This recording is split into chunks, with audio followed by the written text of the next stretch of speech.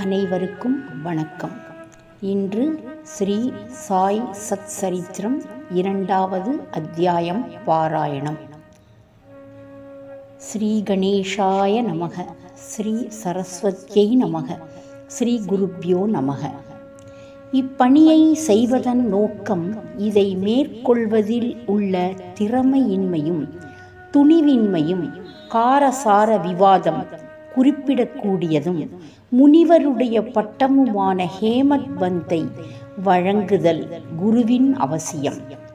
தம்முடைய மராத்தி மூல நூலின் கடைசி அத்தியாயத்தில் இப்பணியை செய்வதற்கு அடிகோலிய காரணங்கள், இதை படிப்பதற்கு தகுதியுடையவர்கள் முதலிய வேறு பல அம்சங்களையும் எடுத்துச் சொன்னார். இந்த அத்தியாயத்திலும் அதையே குறிப்பிடத் தொடங்குகிறார்.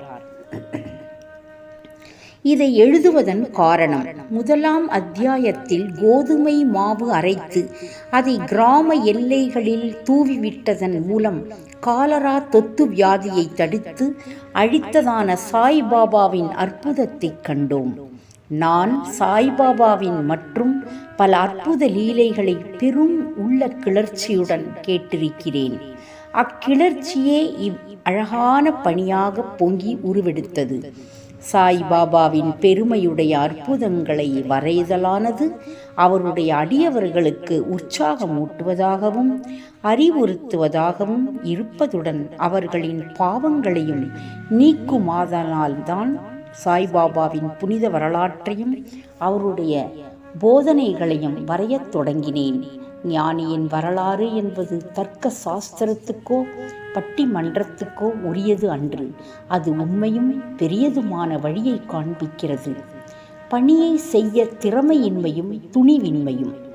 தாம் இப்பணியை செய்ய தகுதி உடையவர் அல்ல என்று ஹேமத் பந்த் நினைத்தார். எனக்கு நெருங்கிய நண்பனின் வாழ்க்கையே தெரியாது, அப்படியே எனது மனதையும் நான் அறியேன். இவ்வாறு இருக்கையில் வேதங்களால் கூறவியலாத ஒரு ஞானியின் வரலாற்றையோ அல்லது அவதாரத்தின் குணங்களையோ நான் எங்கனம் எழுதுவேன்? ஒரு ஞானியின் வாழ்க்கையை விவரிக்கும் ஒருவனும் ஞானியாகவே இருக்க வேண்டும். எனவே நான் எங்கனம் அவர் தம் புகழை விவரிக்க இயலும்? ஞானியின் வாழ்க்கையை வரைவதென்பது மிக கடினமானதாகும். ஒருவன் 7 கடல் ஆழத்தையும் அளவிட்டு விடலாம். துணி ஜோடனைகளால் ஆகாயத்தையும் அலங்கரித்து விடலாம். இது தீரமிக்க செயலாகும் என்று நான் அறிவேன். இது என்னை பார்த்து பிறர் நகைக்க இடம் கொடுத்துவிடும் என நான் சாய்பாபாவின் அருளை நாடினேன். அடியவர்கள் விரும்பும் வெற்றிகரமாய் முடிவுறும் இப்பணியை மேற்கொள்வதற்கு ஞானியர் தம் வாழ்க்கை வரலாற்றை எழுதுவோரை கடவுள் விரும்புகிறார் என்று மகாராஷ்டிரத்தை சேர்ந்த முன்னோடி கவியும் ஞானியுமான ஸ்ரீ ஞானேஸ்வர் மகாராஜ் என்பவர் எடுத்தியம்பிருக்கிறார். இப்பணியை ஞானிகள் சங்கல்பிக்கிறார்கள். அடியவன் அம்முடிவை அடைய மறைமுக காரணமாகின்றான் அல்லது கருவியாகின்றான். உதாரணமாக, சக வருடம் 1700 கவி மகிபதி ஞானிகளின் வாழ்க்கையை எழுதும் உயர் நோக்கம் கொண்டார். ஞானிகள் அவரை சங்கல்பித்து பணியை நிறைவேற்றி வைத்தார்கள். அம்மாதிரியே சக வருடம் 1800 தாஸ்கனுவின் சேவையும் அங்கீகரிக்கப்பட்டது. முன்னவர் பக்த விஜயம், சந்த விஜயம், பக்த லீலாமிருத், சந்த லீலாமிருத் என்னும் 4 நூல்களையும், பின்னவர் நவீன ஞானியரை பற்றி விவரிக்கப்பட்ட பக்த லீலாமிருத், சந்த கதாமிருத் என்ற நூல்களையும் இயற்றினார். பக்த லீலாமிருதத்தின் 31, 32, 33 அத்தியாயங்களிலும் சந்த கதாமிருதத்தின் 57ஆம் அத்தியாயத்திலும் சாய்பாபாவின் சுவையான வாழ்க்கையும் அவரின் அறிவுரைகளும் நன்றாக சித்தரிக்கப்பட்டு இருக்கின்றன. இவை சாய் லீலா சஞ்சிகையில் தொகுப்பு 11, 12, 17 தனியாக பதிக்கப்பட்டு இருக்கின்றன. படிப்பவர்கள் இவ்வத்தியாயங்களை படிக்க கேட்டுக்கொள்ளப்படுகிறார்கள். அங்கனமே பாந்திராவை சேர்ந்த திருமதி சாவித்ரிபாய் ரகுநாத் டெண்டுல்கர் பதிப்பித்துள்ள சாய்நாத் பஜன்மாலா என்ற சிறிய அடக்கமான புத்தகத்திலும் சாய்பாபாவின் அற்புத லீலைகள் சித்தரிக்கப்பட்டு இருக்கின்றன. தாஸ்கனு மகாராஜும் பல்வேறு இனிய பாடல்களை சாய்பாபா மீது எழுதியிருக்கிறார். குஜராத்தில் அமிதாஸ் பவானி மேத்தா என்னும் ஷிரடியை சேர்ந்த ஒரு அடியவர் சாய்பாபாவின் சில நிகழ்ச்சிகளை பதிப்பித்துள்ளார். தக்ஷண பிக்ஷா சன்ஸ்தானும் சாய்நாத் பிரபாவை சில பதிப்புகள் செய்தனர். இவ்வாறு சாய்பாபாவை பற்றி பல நூல்கள் இருக்கும்போது இந்த சத் சரித்திரம் ஏன் எழுதப்பட வேண்டும், அதற்கான தேவை என்ன என்றும் எதிர்ப்பு கேள்விகள் வருகின்றன. விடை தெளிவானதும் எளியதும் ஆகும். அகன்று ஆழ்ந்த எல்லையற்ற ஒரு பெருங்கடல் போன்று சாய்பாபாவின் வரலாறு உள்ளது. அனைவரும் அதனுள் ஆழ்ந்து மூழ்கி விலைமதிப்பற்ற ஞானம், பக்தி என்ற முத்துக்களை எடுக்கலாம். நல் உணர்வில் ஊறிக்கிடக்கும் மக்களுக்கு அவற்றை கொடுக்கலாம். சாய்பாபாவின் கதைகள், சிறு கதைகள், அறிவுரைகள் ஆகியவை மிகவும் அற்புதமானவை. இவ்வுலக வாழ்க்கையினுடைய துன்ப பெருஞ்சுமைகளை சுமந்து கொண்டிருப்பவர்கள், கவலையால் பீடிக்கப்பட்டோர்கள் ஆகியவர்களுக்கு மன அமைதியையும் மகிழ்ச்சியையும் அவை அளிக்கின்றன. வேத அறிவையொத்த விறுவிறுப்புள்ளதும் அறிவூட்டுவதுமான சாய்பாபாவின் இப்போதனைகளெல்லாம் கேட்கப்பட்டு நற்சிந்தனை செய்யப்பட்டால் அடியவர்கள் கோரும் பிரம்மத்துடன் ஐக்கியமாதல், அஷ்டாங்க யோகம், தியான பேரின்பம் முதலியவற்றை பெறுவர். எனவே இந்நிகழ்ச்சிகளை பொறுக்கி எடுக்க எண்ணம் கொண்டேன். அதுவே எனது சிறந்த வழிபாடு ஆகும் என்பதாலின் சாய்பாபாவின் தரிசனத்துக்கு கொடுத்து வைக்காத வெளிய ஆத்மாக்களின் கண்களுக்கு இந்நிகழ்ச்சி தொகுப்புகள் பேர் உபயோகமாக இருக்கும். எனவே நான் சாய்பாபாவின் போதனைகளையும் இயற்கையானதும் எல்லையற்றதுமான தன் உணர்வு கருத்துக்களையும் சேகரிக்க முற்பட்டேன். இப்பணியில் பாபாவே என் உள் உணர்வை கிளப்பிவிட்டார். உண்மையில் என்னுடைய அகங்காரத்தை அவர் தம் பாதத்து அடியில் சமர்ப்பித்து இம்மை மறுமை இரண்டிலும் என்னை பூரண சந்தோஷமாக்குவார் என்று எண்ணினேன். இப்பணிக்கு நானே எனக்கு அனுமதி அளிக்கும்படி சாய்பாபாவை கேட்க முடியவில்லை. பாபாவின் நெருங்கிய அடியவரான மாதவராவ் தேஷ்பாண்டே என்ற ஷாமாவிடம் பாபாவிடம் எனக்காக கேட்கும்படி வேண்டிக் கொண்டேன். அவர் எனது எண்ணத்திற்காக பாபாவிடம் வாதாடினார். இந்த அண்ணா சாஹேப் தங்கள் வரலாற்றை எழுத விரும்புகிறார். நான் ஒரு ஏழை பக்ரி என்று கூறாதீர்கள். ஆயின் நீங்கள் சம்மதித்து அவருக்கு உதவி அளிப்பதாக கூறினால் அவர் எழுதுவார். அன்றி தங்கள் திருவடி கருணையே இப்பணியை நிறைவேற்றிவிடும். தங்கள் அருள் துணையின்றி எதுவும் வெற்றிகரமாக செய்ய இயலாது. சாய்பாபா இவ்வேண்டுகோளை திரு செவி மடுத்தவுடன் உருகி உதி என்னும் திருநீர் அளித்து ஆசிர்வதித்து தன்னுடைய வரம் நல்கும் கரத்தை தன் தலைமேல் வைத்து இவர் நிகழ்ச்சிகள், அனுபவங்கள் ஆகியவற்றை தொகுத்து குறிப்பெடுத்து வைத்து கொள்ளட்டும். நான் இவருக்கு உதவி செய்வேன். அவர் ஒரு புறக்கருவியே ஆவார். என்னுடைய வரலாற்றை நானே எழுதி என்னுடைய அடியவர்களின் ஆவலை பூர்த்தி செய்ய வேண்டும். அவர் தம் அகங்காரத்தை அறவே களைந்து என் பாதங்களில் சமர்ப்பித்து விடட்டும். வாழ்க்கையில் இங்கனம் செய்பவனுக்கே நான் மிகவும் உதவி புரிகிறேன். என்னுடைய வாழ்க்கை நிகழ்ச்சிகளை பற்றி என்ன, நான் அவருடைய வீட்டில் ஒல்லும் வகையெல்லாம் ஓவாதே பணிபுரிகிறேன். அவருடைய அகங்காரம் சிறு துளியும் எஞ்சிராமல் அறவே அழிக்கப்பட்டு விட்டால் நானே அவருள் புகுந்து என் வாழ்க்கை நிகழ்ச்சிகளை எழுதுவேன். அடியவர் தம் உள்ளங்களில் எனது நிகழ்ச்சிகள், அறிவுரைகள் நம்பிக்கையூட்டும். எளிதில் தன்னை உணரலாம். பேரானந்த பெருநிலையையும் அவர்கள் எளிதில் பெறுவார்கள். ஆயின் ஒருவரது சொந்த கருத்தையே நிலைப்படுத்தல், மற்றவர் கருத்தை மறுக்கச் செய்யும் முயற்சிகள், ஒரு பொருளின் நன்மை தீமை இவற்றை பற்றிய விவாதங்கள் இருத்தல் கூடாது என்று பகிர்ந்தருளினார்.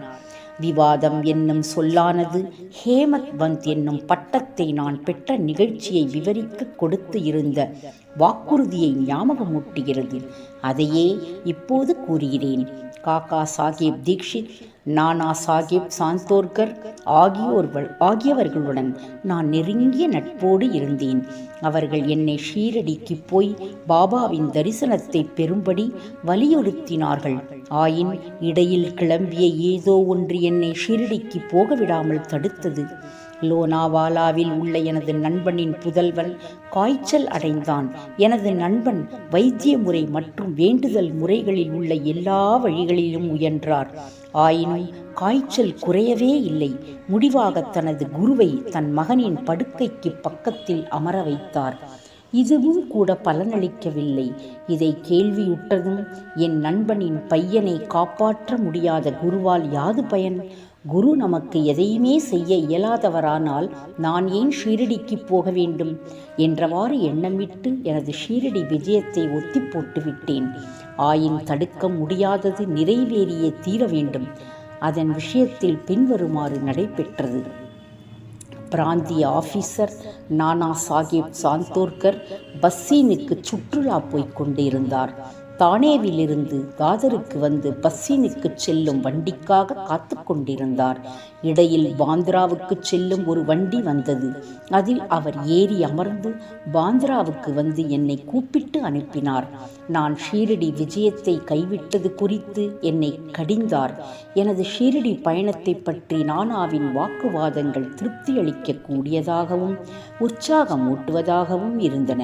எனவே நான் அன்று இரவே ஷீரடி புறப்பட திட்டமிட்டேன். என்னுடைய சாமான்களை கட்டி முடித்து ஷீரடிக்கு புறப்பட்டு விட்டேன். தாதருக்கு போய் அங்கிருந்து மன்மாட் போகும் வண்டியை பிடிக்க திட்டமிட்டு தாதருக்கு பயணச்சீட்டு பெற்று வண்டியில் அமர்ந்திருந்தேன். வண்டி புறப்பட இருக்கும்போது ஒரு முஸ்லிம் பெரியவர் விரைவாக எனது பெட்டிக்கு வந்தார்.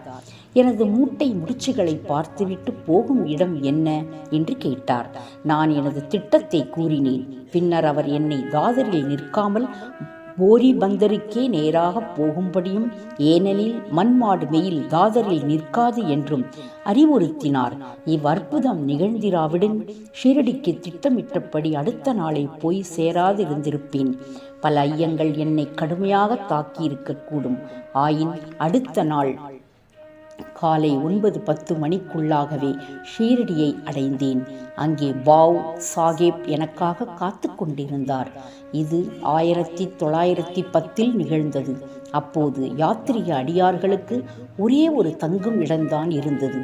அது சாதேவினுடைய வாதாவாகும். குதிரை வண்டியிலிருந்து இறங்கிய பின்னர் பாபாவின் தரிசனம் பெற ஆவலாய் ஏங்கியிருந்தேன். மசூதி நின்று திரும்பி வந்த பெரும் அடியவரான தாத்யா சாஹிப் நூல்கர் சாய்பாபா வாதாவின் மூலையில் இருக்கிறார்.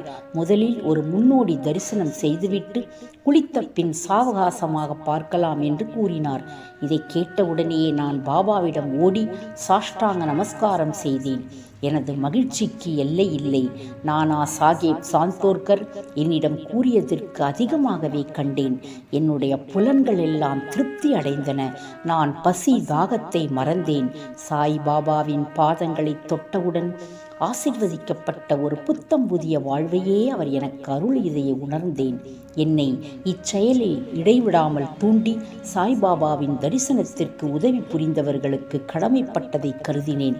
அவர்களை உண்மை உறவினர்களாக நினைக்கிறேன். அவர்களுடைய கடனை நான் திருப்பித் தர முடியாது. அவர்களை நினைத்து அவர்கள் முன் விழுந்து வணங்குகிறேன். சாய்பாபாவின் தரிசனத்தில் உள்ள நூதனமானது நான் கண்டவாறு நம்முடைய எண்ணங்கள் மாறுகின்றன. முன்னை கருமங்களின் வலிமை அழிக்கப்படுகின்றது அல்லது பற்றற்ற நிலை அதிகரிக்கின்றது.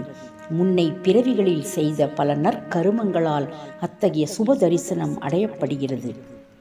நீங்கள் சாய்பாபாவை கண்டு விட்டீர்களானால் புற உலகு எல்லாம் சாய்பாபாவாகவே தோற்றமளிக்கிறது. சூடான விவாதம். குருவின் தேவையை பற்றி எனக்கும் பாலா சாஹேப் பாட்டேவுக்கும் இடையில் ஒரு சூடான விவாதம் நான் ஷிரடிக்கு வந்த தினத்தன்று நடைபெற்றது. நம் சுதந்திரத்தை நாம் ஏன் இழக்க வேண்டும், மற்றவர்களிடம் ஏன் சரணாகதி அடைய வேண்டும் என்று நான் விவாதித்தேன். நாம் நம்முடைய கடமையை செய்ய வேண்டி இருக்கையில் ஏன் குரு தேவைப்படுகிறார்? ஒருவன் தன்னாலான முயற்சிகளை செய்து தன்னைத்தானே காப்பாற்றிக் கொள்ள வேண்டும். சோம்பேறியாக தூங்குவதைத் தவிர வேறு எதையும் செய்யாத ஒருவனுக்கு குரு என்ன செய்துவிட முடியும்? இங்கனம் நான் சுதந்திர எண்ணத்திற்கு வாதாடினேன். பாட்டே கர்மத்துக்காக தலைவிதி வாதாடி கூறியதாவது, நடப்பது நடந்தே தீரும். பெரியோர்கள் எல்லாம் தோல்வியுற்று இருக்கிறார்கள். மனிதன் ஒரு வழியில் நினைக்க தெய்வம் வேறு வழியில் செயல்படுகிறது. உம்முடைய புத்தி சாதுரியத்தை தள்ளிவிடுக. பெருமையும் அகங்காரமும் உமக்கு உதவாது. கொள்கைகள் மாறுபாடுகள் இவற்றுடன் இவ்விவாதம் 1 மணி நேரத்திற்கு மேல் நடைபெற்றும் வழக்கம் போல் ஒரு முடிவும் காணப்படாது முடிவாக களைப்படைந்து விட்டோம். நானும் மன அமைதியை இழந்தேன். வலிவான சரீர அபிமானம் அகங்காரம் இவை இல்லாவிடில் விவாதமே இல்லை எனக் கண்டேன். அகங்காரமே விவாதத்தை வளர்க்கிறது என்று கூறலாம். பிறகு நாங்கள் மசூதிக்கு மற்றவர்களுடன் சென்றபோது காக்கா சாஹேப் தீக்ஷித்தை பாபா பின்வருமாறு வினவினார். சாத்தே வாதாவில் என்ன நடந்து கொண்டிருக்கிறது, விவாதம் எதை பற்றியது என்று கூறி என்னை உற்று நோக்கி மேலும் வினவியதாவது, ஹேமத் பந்த் என்ன கூறுகிறார்? இவ்வார்த்தைகளை கேட்டு நான் மிகவும் ஆச்சரியமடைந்தேன். நான் தங்கியிருந்ததும் விவாதம் நடந்ததுமான சாதே வாதாவானது மசூதியினின்று நல்ல தூரத்தில் இருக்கிறது. சர்வ வியாபியாகவும் அகத்திலிருந்து ஆட்டி வைப்பவராகவும் இல்லாவிடில் எங்களது விவாதத்தை பாபா எங்கனம் அறிந்திருக்க முடியும். இத்துடன் இன்றைய அத்தியாயம் நிறைவு பெற்றது. நன்றி, வணக்கம்.